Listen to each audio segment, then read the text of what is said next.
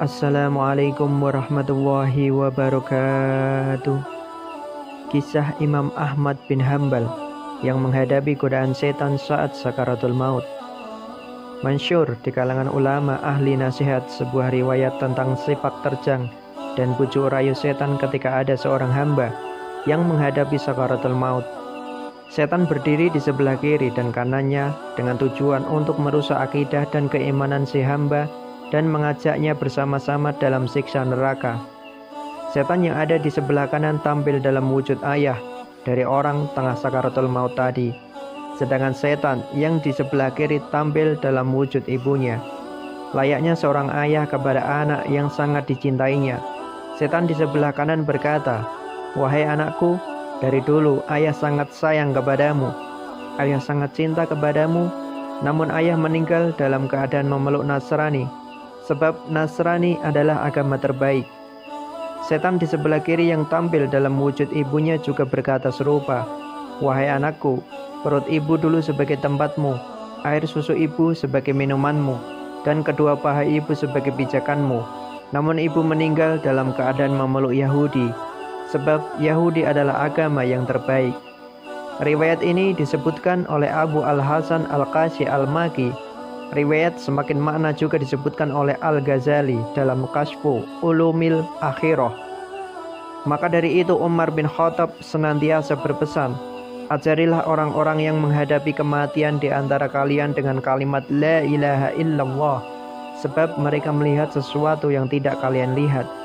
Di sisi lain, sakaratul maut merupakan akhir pertarungan antara iblis dengan manusia yang berupaya mengakhiri hayatnya dengan kalimat tauhid sebagai puncak pencapaian atas apa yang dikabarkan oleh Rasulullah SAW dalam hadisnya, yang artinya siapa saja yang di akhir perkataannya adalah kalimat La ilaha illallah, maka ia berhak masuk surga. Karena itu, sebagai upaya menghindarkan tipu daya setan yang senantiasa ingin mencelakakan orang yang sedang menghadapi sakaratul maut, maka sebaiknya kita membimbingnya dengan kalimat tauhid La ilaha illallah. Namun ada kalanya kalimat La ilaha illallah yang kita tuntun kepada orang yang sakaratul maut mendapat penolakan darinya, sehingga sebaiknya kita tidak berburuk sangka terlebih dahulu. Sebab penolakan itu boleh jadi bersamaan dengan upaya dirinya menjauhkan tipu daya setan yang ada di hadapannya.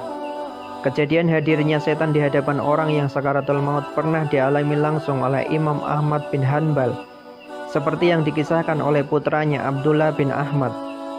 Jelang sang imam wafat, Abdullah bin Ahmad berada di sampingnya seraya bersiap memegang kain untuk mengikat kedua rahangnya. Sang imam tampak berkeringat. Disangka sudah menghembuskan nafas terakhir, ia kemudian kembali tersadar dan berucap, "Tidak, menjauhlah, tidak, menjauhlah." Ia mengatakan itu hingga beberapa kali. Oleh Abdullah bin Ahmad, sang imam ditanya, "Wahai ayah, apa yang engkau inginkan dari perkataan itu?" Sambil terbata-bata ia bercerita, "Tadi setan berdiri di sampingku sambil menggigit jari-jarinya. Ia berkata, 'Wahai Ahmad, aku kehilanganmu, tak sanggup menyesatkanmu.' Aku menjawab, 'Tidak, menjauhlah, tidak, menjauhlah.' Demikian pula ketika Imam Abu Ja'far wafat, orang-orang yang menghadirinya berkata, 'Ucapkanlah La ilaha illallah.' Namun sang imam malah menjawab, 'Tidak, tidak.' Tak kala tersadar mereka bercerita, sang imam menjelaskan, 'Tadi aku kedatangan setan di sebelah kanan dan kiriku.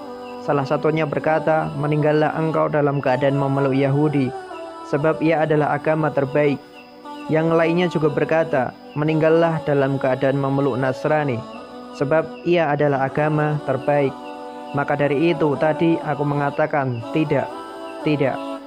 Ketika Allah menghendaki akhir seorang hamba dalam keadaan baik, maka dia akan menurunkan rahmat melalui malaikat Jibril. Dengan turunnya malaikat Jibril, wajah si hamba akan diusap dan segala yang meliputinya akan hilang. Di saat yang sama, dua setan yang berusaha menggodanya akan terusir. Menurut Imam Al-Ghazali, salah satu upaya mengundang turunnya malaikat Jibril di hadapan orang yang sedang sakaratul maut adalah mewudukan orang tersebut. Dari penjelasan dan petikan kisah di atas dapat ditarik beberapa pelajaran berharga. Yang pertama, sakaratul maut merupakan pertarungan berat antara seorang hamba dengan setan yang menggodanya. Bahkan selamat dan tidaknya seseorang hamba di akhirat dapat dicirikan dari kemampuannya menghadapi godaan tersebut. Yang kedua, orang yang sedang menghadapi sakaratul maut hendaknya didampingi dan dituntun mengucapkan kalimat la ilaha illallah.